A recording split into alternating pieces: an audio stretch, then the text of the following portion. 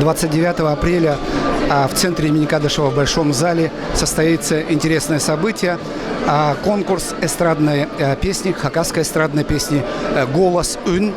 Он пройдет уже в 3-й раз, в котором примут участие соседние регионы, певцы из Тывы, из Бурятии, из Горного Алтая, поющие или певцы, которые с детства пели. Главное условие этого конкурса – нужно в современном стиле эстрады, будь то этно-рок, этно-джаз, блюз, джазовые стили или какие-то этнические, исполнить на хакасском языке. И песня должна быть написана не ранее, чем 2012 года.